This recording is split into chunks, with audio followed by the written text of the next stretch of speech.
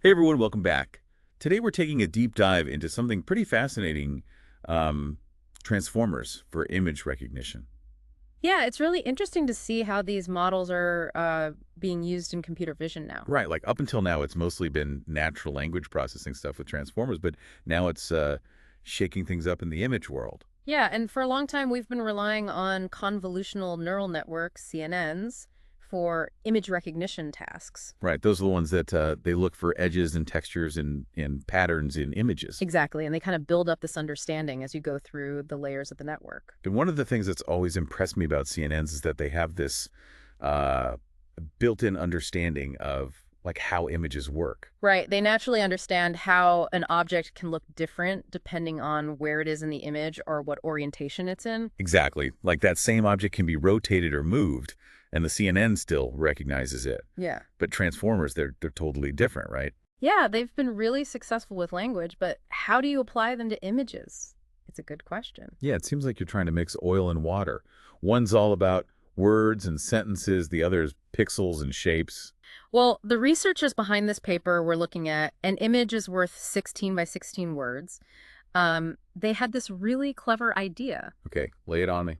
So they basically figured out how to bridge that gap between language and vision Okay. Yeah. by treating images as a sequence of patches, like just like words in a sentence. So instead of looking at the whole image all at once, they're chopping it up. Yeah, exactly. They divide it into these fixed-size patches, and then each patch is treated like a word. Interesting. So each little piece of the image becomes its own unit of information. Right, and then they feed these patches into a standard transformer encoder. So it's like they're feeding the transformer a sentence, but the words are actually little chunks of the picture. Exactly. And what's amazing is that this approach, which kind of throws out a lot of the traditional thinking about image processing, it actually works. Okay, I'm hooked. So let's talk about how this, what do they call it? The vision transformer. Yeah, the vision transformer, or VIT. VIT. Okay. So if you're following along in the paper, take a look at figure one. They have a nice diagram of the architecture there. Yeah, so you start with your image, and like we said, it gets divided into these fixed-size patches. Right, like little squares of pixels. Exactly, and then each patch is flattened, basically turning it into a sequence of numbers. Okay, so we're converting the visual information into a format that the transformer can understand. Right, and then that sequence of numbers is transformed into a vector, kind of like giving each patch a unique numerical code. Gotcha. So now each patch has its own little ID tag.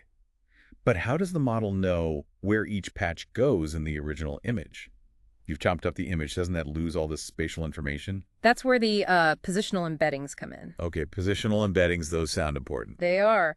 They get added to the patch vectors to tell the model where each patch belongs in the overall image. So it's like giving each patch its coordinates on a map. Exactly, because just like the order of words matters in a sentence, the position of each patch matters in an image. Makes sense. Yeah. Without that spatial information, it would just be a jumbled mess of patches. Exactly. And once you have these vectors with their position information, the whole sequence is fed into the transformer encoder. And that's where the magic of self-attention happens, right? Right. And that allows the model to really analyze the relationships between all those different parts of the image. Okay, before we get lost in the inner workings of the transformer, there's one thing that really jumped out at me in the paper. What's that? They say that VIT doesn't actually do better than CNNs when it's trained on smaller data sets. It seems like it needs a lot of data to really shine. That's a really good point. Remember how we talked about CNNs having this built-in knowledge about images? Yeah, like they come pre-programmed with an understanding of how images work. Exactly. Well, transformers don't have that. They have to learn everything from scratch. So if they don't have enough data to learn from, they might miss some of those subtle visual features that CNNs are really good at picking up on. It's like they need a massive amount of experience to make up for their lack of innate knowledge. Exactly. And that's where the big aha moment of the paper comes in. Right, what's the aha moment? When they trained VIT on these massive data sets with like millions and millions of images, Okay. it actually started to beat the state-of-the-art CNNs. Wow, so it's like quantity over quality in this case. In a way, yeah. With enough data, the VIT can learn to see and understand images in a way that rivals, even surpasses, the traditional methods. That's incredible. So we've talked about the theory, but let's get to the good stuff, the results. Mm-hmm. How does VIT actually perform when you put it to the test? Let's dive in. So to see how well it does, we can look at how it performs compared to other models. Yeah, let's look at the numbers, see how this VIT stacks up against the competition. All right, table 2 in the paper. It shows how VIT performs on all sorts of benchmarks. Okay, benchmarks, those are like standardized tests for these models, right? Yeah, exactly. So they tested it on ImageNet, CIFAR 100, and VTAB. VTAB, that one sounds kind of new to me. What is that? So VTAB, that's a whole set of tasks that really test a model's ability to generalize, like how well it can adapt to different kinds of visual problems. So it's not just about recognizing objects, it's about like understanding the scene, right? Yeah, it includes stuff like counting objects or figuring out spatial relationships between things. So like, is this object on top of that object or next to it, that kind of thing? Yeah, exactly. So it's a good way to see how well a model can handle the real world where things aren't always so simple. So how did VDI do? Well, it did really well. It achieved top scores, even set some new records on some of those benchmarks. Really? That's awesome. And the cool thing is it did all that while being more computationally efficient than some of the previous top-performing models. So it's like, it's not just smarter, it's faster too. Yeah, it's kind of like getting more bang for your buck. You get better performance, but it doesn't take as much computing power. That's huge, especially when you think about real-world applications. You don't want these models to be hogging all your computing resources. Exactly. Efficiency is a key factor, but the numbers don't tell the whole story. Right. It's kind of like you read a restaurant review that just says 5 stars, but it doesn't tell you what the food was like or why it was so good. Exactly. What we really want to know is how VIT is achieving these results. Like, how is it actually seeing these images? How is it processing them? Yeah. What's going on inside that black box? Is it really understanding what it's seeing, or is it just crunching numbers? Well, that's the really cool part. The researchers actually gave us some visualizations in the paper that help us understand how VIT works. Figures 6 and 7, those are the ones to look at. Okay, so what do these visualizations tell us? They show us that VIT is actually learning to encode really meaningful relationships between those patches we talked about. So it's not just treating them as isolated bits of information, it's figuring out how they connect to each other.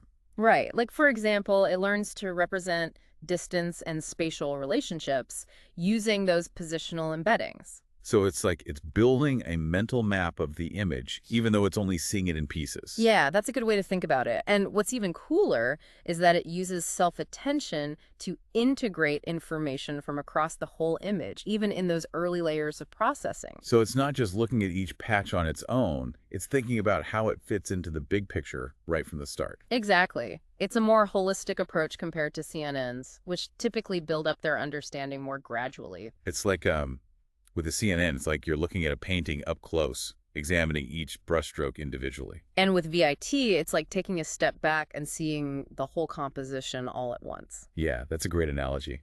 And they said that the model actually focuses its attention on the most important parts of the image, the semantically relevant regions. Yeah, that's right. It's not wasting its time on random background details. It's like it knows what to focus on, like it knows where the action is. That's pretty amazing. It's almost like it's learned to look at images like a human would, focusing on the things that matter most. Exactly. And that brings us to one of the most exciting things about VIT, its potential for self-supervised learning. Self-supervised learning, that's where the model learns on its own, without needing us to label all the data right. Exactly. And that's been a game changer in natural language processing with models like BERT. Yeah, BERT's been amazing. It can learn from any text you throw at it. But can that same approach work for images?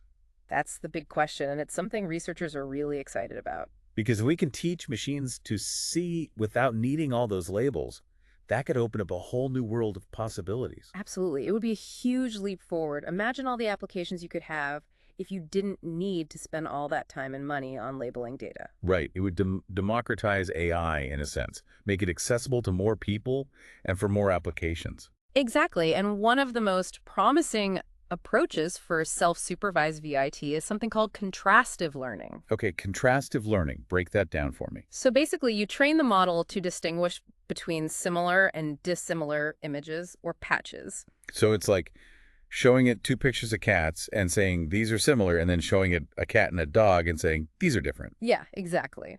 And as it gets better at that task, it's essentially learning to recognize visual patterns and relationships without us explicitly telling it what those patterns are.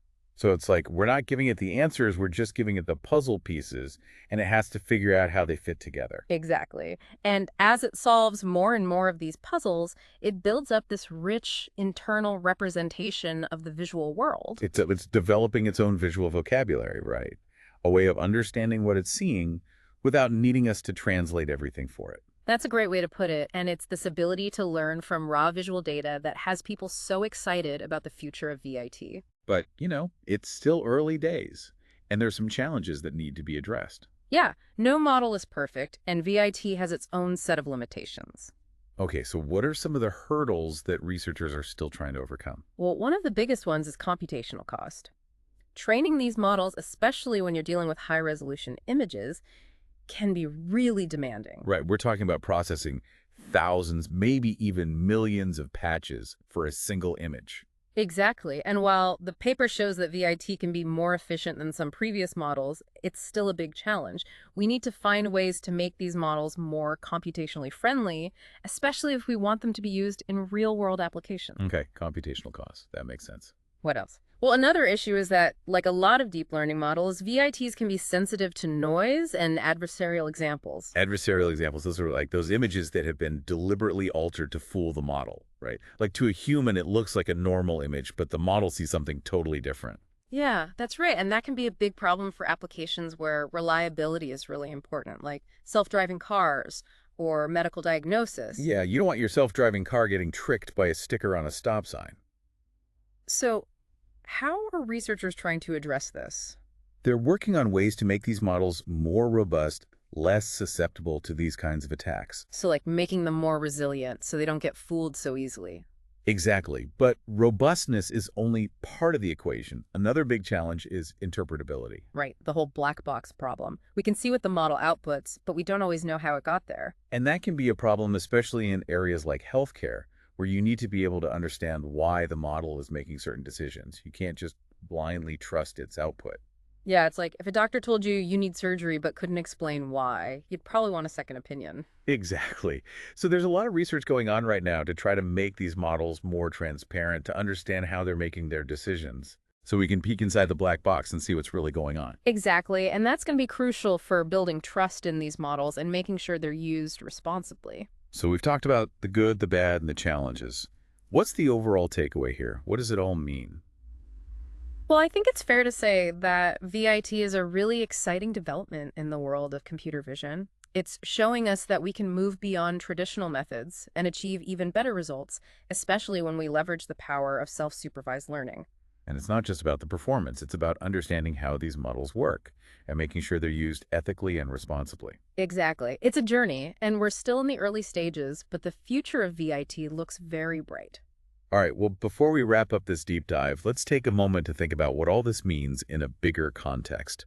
Okay, so as we wrap up our deep dive into VIT and how it's changing the world of computer vision, let's think about the bigger picture here. Yeah, we've been focusing on how these models can learn to see, how they analyze images as these sequences of patches. And they're doing amazingly well on all sorts of tasks, even outperforming those traditional methods in some cases. And what really has us excited is the potential of self-supervised learning, where these models can essentially learn from all this raw visual data. Like we were saying before, they can learn without us having to meticulously label everything for them. Exactly. It's almost like we're giving them the ability to experience the world and learn from it directly, kind of like how we do. But this isn't just theoretical, right? There are real-world implications to all of this. Oh, absolutely. This technology has the potential to really shake things up in a bunch of different fields. Like what kind of fields are we talking about? Well, think about healthcare.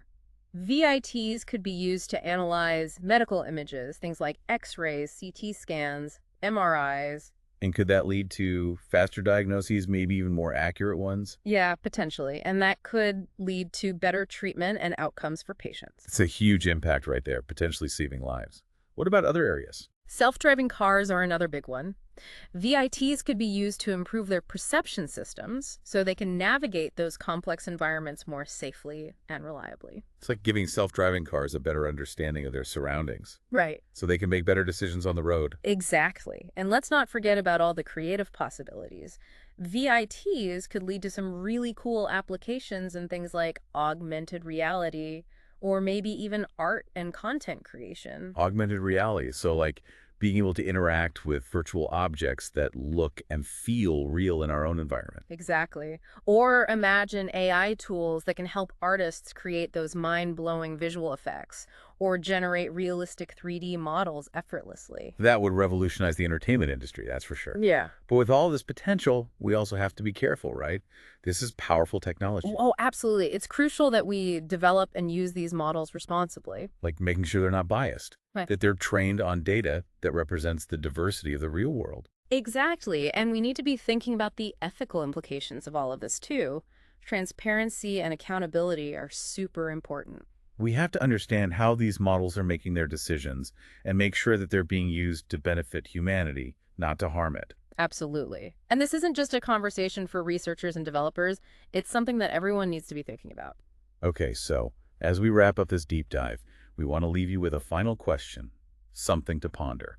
So, if we can teach machines to see this effectively, what does that tell us about our own visual intelligence? Right, like can studying these models give us any insights into how our own brains process all that visual information? And could those insights lead to new discoveries in neuroscience or cognitive science? It's definitely something to think about. Maybe by understanding how machines learn to see, we can gain a deeper appreciation for just how complex and incredible our own visual perception really is. And who knows, maybe someday we'll even have VIT-inspired models that can not only see the world, but also dream and imagine and create just like we do. Now, that's a future I'd love to see.